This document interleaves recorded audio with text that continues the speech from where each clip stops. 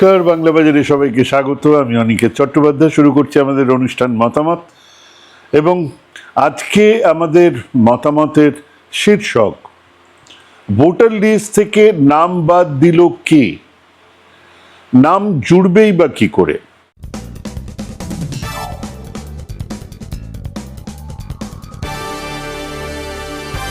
Voter list থেকে নাম বাদ দিল কে, নাম জুড়বে কি করে।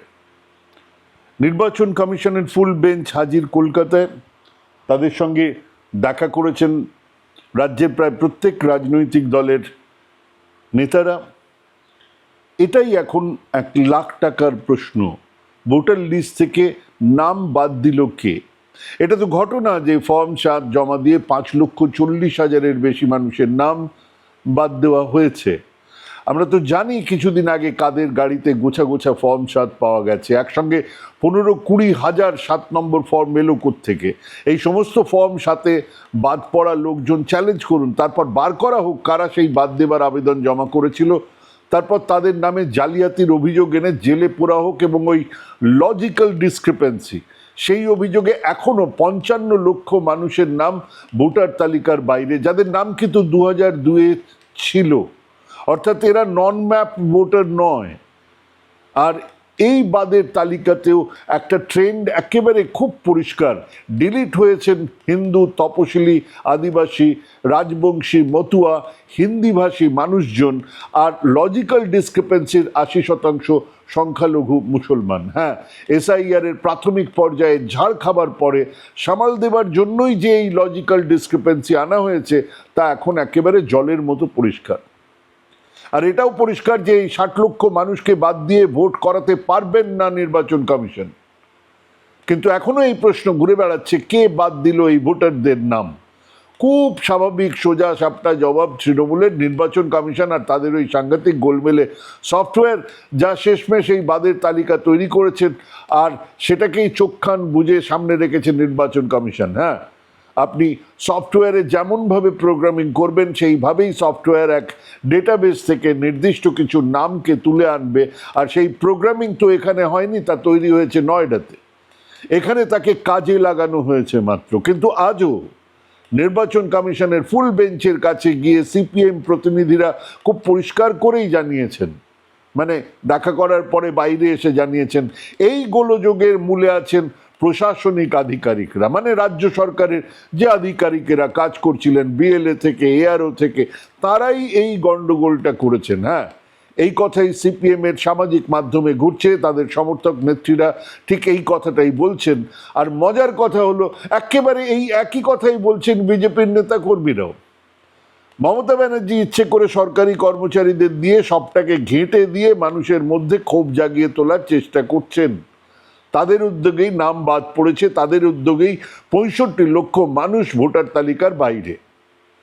এই বিজেপি এসআইআর-এর আগে 1,20,00,000, 25 লক্ষ, 1,50,00,000 নাম বাদ দেবার কথা বলেছিল। এই বিজেপির একজন নেতা সমাজ মাধ্যমে খুব অ্যাক্টিভ, তরুণজ্যোতি তেওয়ারি, কি লিখেছেন আমি পড়ে শোনাচ্ছি আপনাদের। 28 ফেব্রুয়ারি প্রকাশিত চূড়ান্ত ভোটার তালিকা অনুযায়ী প্রায় 60,06,675 জন ভোটারের নাম বিবেচনাধীন অবস্থায় ছিল। নির্বাচন কমিশনের সূত্রে জানা যাচ্ছে, শুক্রবার পর্যন্ত প্রায় 7.5 লক্ষ নামের নিষ্পত্তি হয়েছে, অর্থাৎ এখনো প্রায় 52 লক্ষ ভোটারের বিষয়টা বাকি রয়েছে। যে গতিতে এই প্রক্রিয়া চলছে তাতে স্বাভাবিকভাবেই প্রশ্ন উঠছে, নির্ধারিত সময়ের মধ্যে সব কাজ সম্পূর্ণ হবে তো?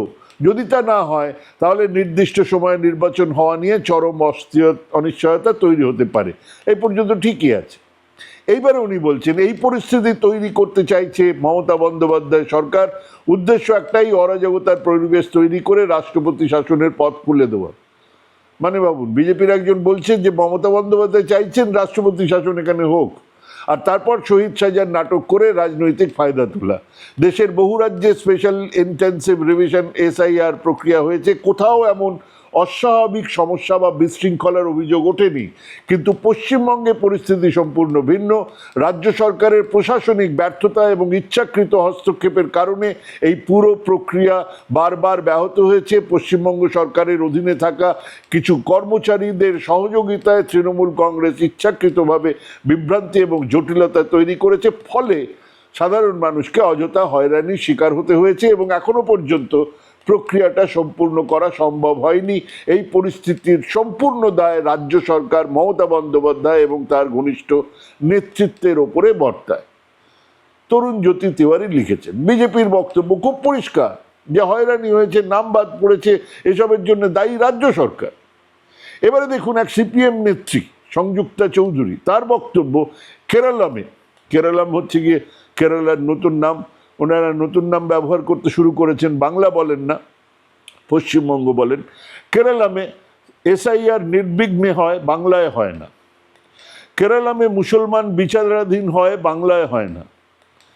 বললেনই না যে কেরালায় কিন্তু লজিক্যাল ডিসক্রিপেন্সির ব্যাপারটাই ওঠেনি, গোটা ভারতে কোথাও হয়নি।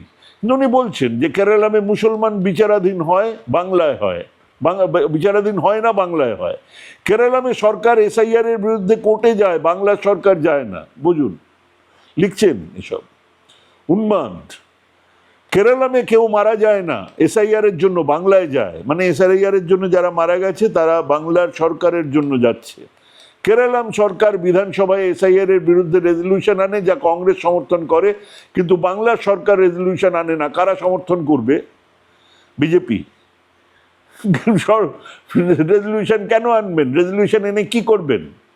বিজেপি সমর্থন করবেন? কার জন্য আনবেন? সবাই জানে রেজলিউশন আনবেন, রেজলিউশন পাস হবে। তার চেয়ে বড় ব্যাপার রাস্তায় থেকে বিরোধিতা করছেন কিনা, কিন্তু সেটা ব্যাপার না। ওনারা লিখছেন সর্বদলীয় বৈঠকও ডাকে না, মানে খুব পরিষ্কার। এসআইআর তো ভালোই, কেরালাতেও কোনো গন্ডগোল হয়নি, বাংলাতেও হয়েছে, কারণ বাংলাতে এই গন্ডগোলটা হয়েছে কারণ রাজ্য সরকার সেটা করেছে।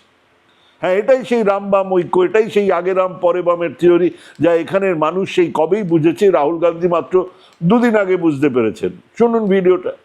Mr. Modi is controlled by President Trump. And the exact same way that Mr. Trump controls Mr. Modi controls the Chief Minister of Kerala. I want to understand why the CBI and the ED take action against opposition politicians, but do not take action against the Chief Minister of Kerala or the politicians of Kerala. I've got 36 cases on me. I've been interrogated by the ED for 55 hours continuously. Why has the ED taken no action on the Chief Minister of Kerala and his family? And the reason is that they are working together. In fact, in Kerala, it is not the CPM and the BJP. It is the CJP. Everybody knows that they are partners. And everybody knows that they are working together in Kerala to defeat the UDF. I also want to ask my friends, workers in the left front, a question. You call yourself a communist government. Please tell me what is communist about your government in Kerala today. This is the most corporatist government that Kerala has ever seen. It is against the interests of the workers. It is against the interest of small business. It is against the interest of the farmers. And it is for the interest of the biggest businessmen. In fact, I have a suggestion for them. Your name is Communist Party of India. Change it to Corporatist Party of India. At least stand for what you say you are. হ্যাঁ, রাহুল গান্ধী কেরালার CPM কে CJP বলেছেন, মানে CPM plus BJP. কিন্তু সত্যিটা কি? আসল সত্যি হলো কেরালার রাজনীতি, সেখানে কংগ্রেস নিজেদেরকে বিজেপির বিরুদ্ধে একমাত্র বিশ্বাসযোগ্য প্রতিদ্বন্দ্বী হিসেবে তুলে ধরতে চায়। খুব স্বাভাবিকভাবে তারা সেখানে সিপিএমকে বিজেপির বি টিম হিসেবে তুলে ধরার চেষ্টা করছে। অন্যদিকে একই চেষ্টা কেরালার সিপিএমও করে যাচ্ছে। তারাও জনসভায় কংগ্রেসকে বিজেপির বি টিম বলছে, এবং সেখানে কংগ্রেস বা বাম দুই জোটের মিলিত ভোট মোটামুটি ৭৮ থেকে ৮০%, বিজেপির ভোট ১৯ থেকে ২০%। এবার ৭৮ থেকে ৮০% ভাগাভাগিতে একদল ৪২%, অন্য দল ৩৮% মতন ভোট পেতে পারে। ক্ষমতাতে কংগ্রেস ফিরে আসার কথা, কিন্তু গতবার যেরকম চমকে দিয়ে বামেরা এসেছিল, এবারেও আসতে পারে। কিন্তু খেয়াল করেছেন, মাত্র ২০১১-তে বিজেপি কেরালাতে ১০%-এর কম ভোট পেত, তারা এখন ২০%-এর মতো ভোট পাচ্ছে।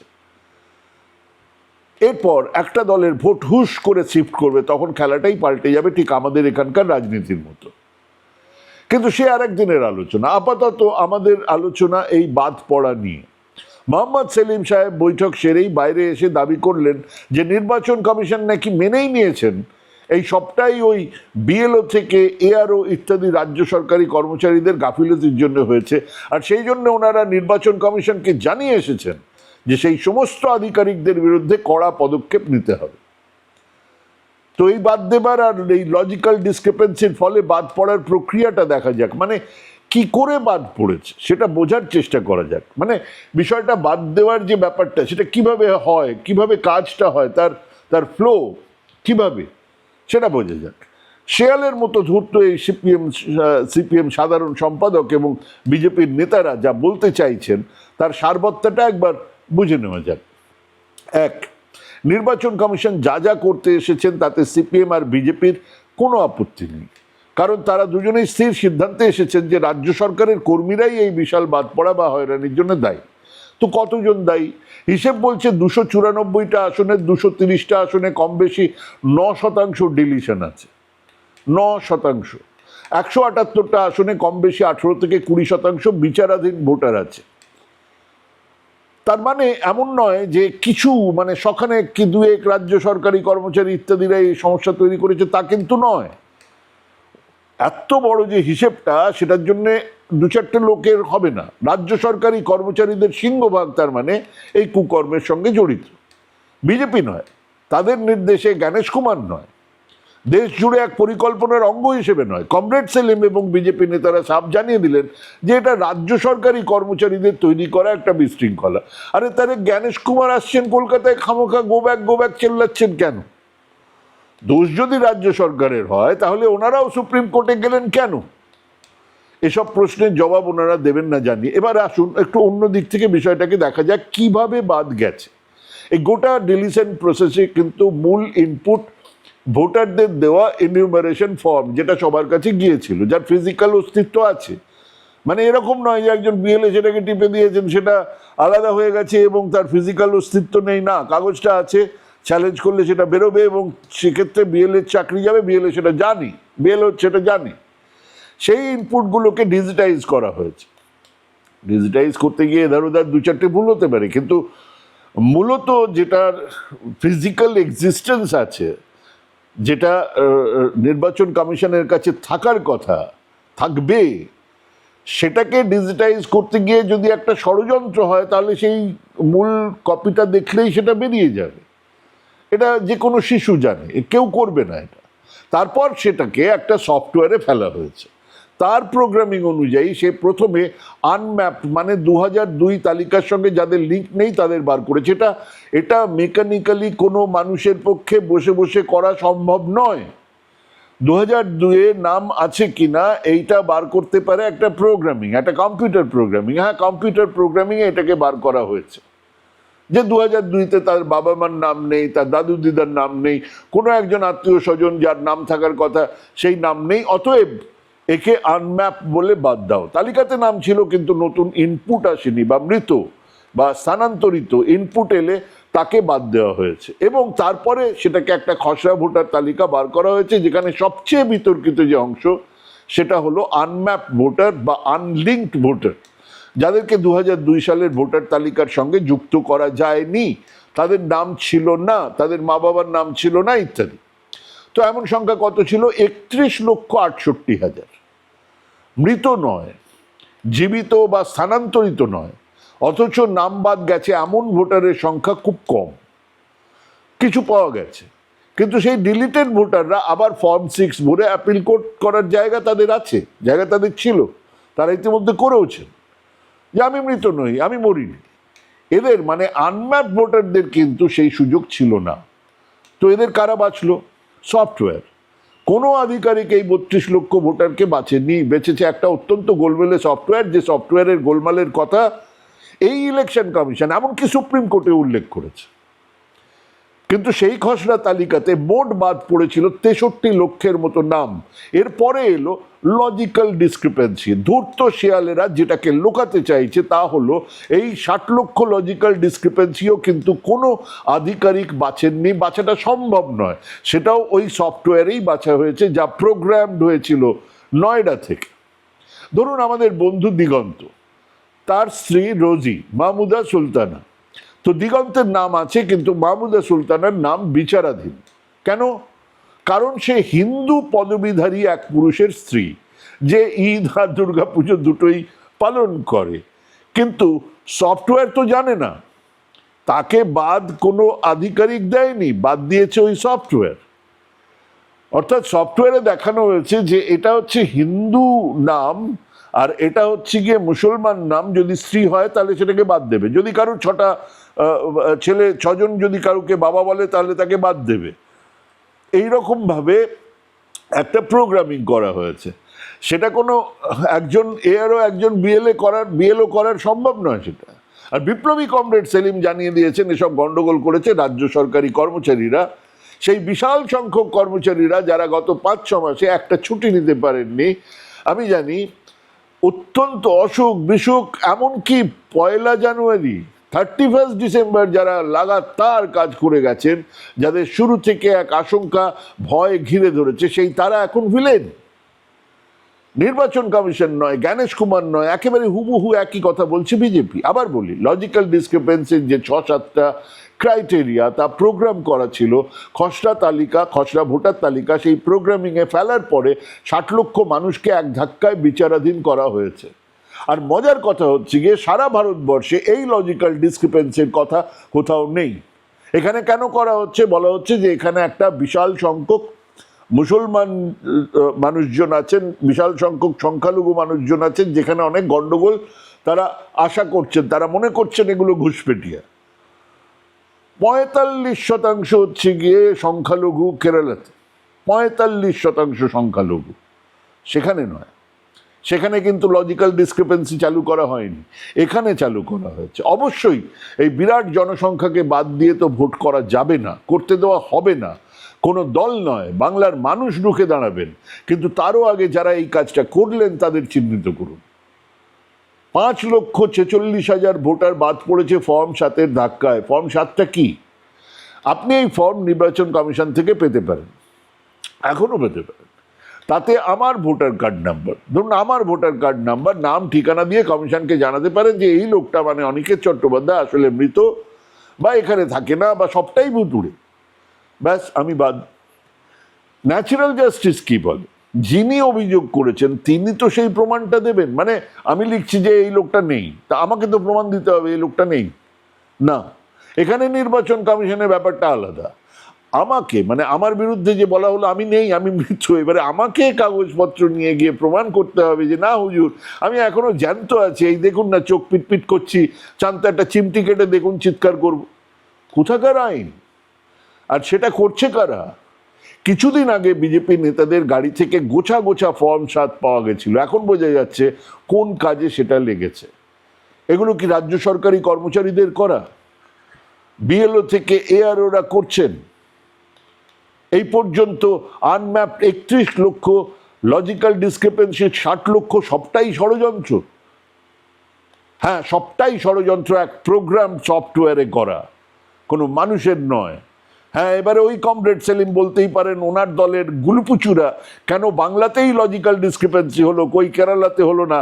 আসলে গরু হারালে এরকম অসংলগ্ন কথাবার্তা অনেকেই বলে থাকে, কিন্তু থাক সে কথা। আমরা তো শুরু থেকেই বলছিলাম এক অত্যন্ত পরিকল্পিত ষড়যন্ত্র নামিয়ে আনা হয়েছে বাংলার ওপরে, বাংলার মানুষের ওপরে, যা ধরা পড়েছে। আর সেই দায় এড়াতেই বিজেপি সিপিএম একই সুরে সব দায় বিএলও আর রাজ্য সরকারি কর্মচারীদের ওপরে চাপাতে চায়। সেটা বুঝুন, আসল ষড়যন্ত্রকারীদের চিহ্নিত করুন, আর সাফ জানিয়ে দিন আমাদের সহনাগরিক একজন বৈধ ভোটারকে বাদ দিয়েও নির্বাচন হবে না। আর রাষ্ট্রপতি শাসন, হরিনাম খাবলা খাবলা করে দেখো না, রাজনীতি করার শখ ছুটে যাবে। ভাবুন ভাবুন ভাবুন, ভাবতে থাকুন, প্র্যাকটিস করুন। ভালো থাকবেন, সুস্থ থাকবেন। আজকে এখানেই শেষ করছি। নমস্কার।